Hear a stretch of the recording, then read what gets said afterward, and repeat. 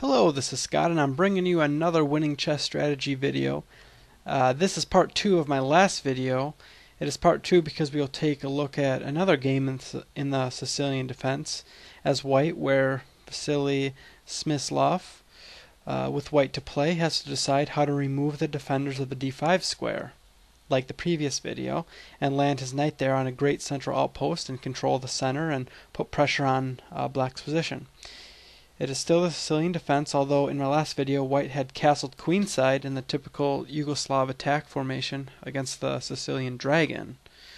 However, these games are similar because black has played the move e5, which weakens the d5 square, which white will, like I'm trying to say, try to land his knight there.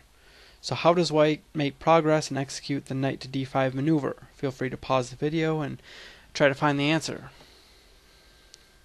Okay.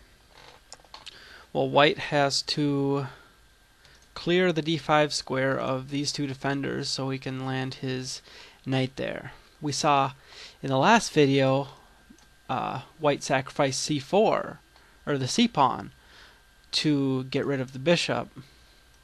So what does white play? White actually played the move f5, kicking this bishop away from the defense of the d5 square. This gains tempo in the pursuit of a kingside attack, and black actually moves his bishop to c4, and we're going to have a trade.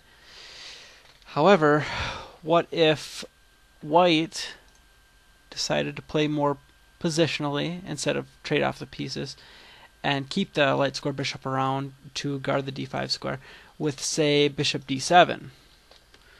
This is an interesting thought. Well, I think white would have something like queen g3, rook fc8 to try to gain some counterplay, rook a to d1, and I think white will have a nice advantage and a potentially dangerous attack, while black for the most part has to play a waiting game and see if white can make a breakthrough on the king side.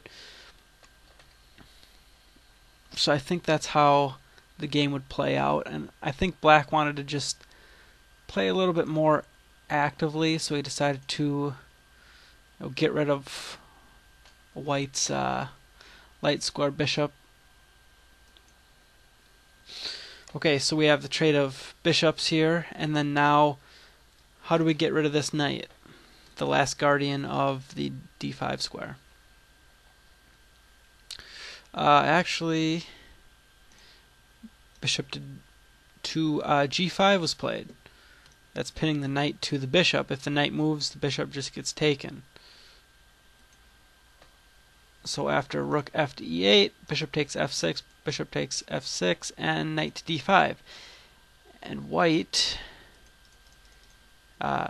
gets a nice little knight outpost on d5 after moving the two defenders.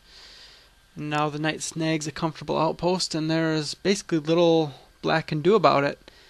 And as Tarrasch used to say, if the defender is forced to give up the center, then every possible attack follows almost of itself. And after bishop d8 and c3 to eliminate some counterplay down the c-file if the rook moves over, we have a nice little kingside attack right here. Okay. The d5 knight is cramping black's position and is really is going to be an attacking piece once white makes the breakthrough with f6, trying to get rid of this g-pawn so he can bring his queen over to maybe h4 or g3, rook over to g3, and maybe eventually even swinging this rook over and getting up in the attack. So I guess we'll see how the game played out here. I'll just flip through the moves here. White makes the breakthrough f6.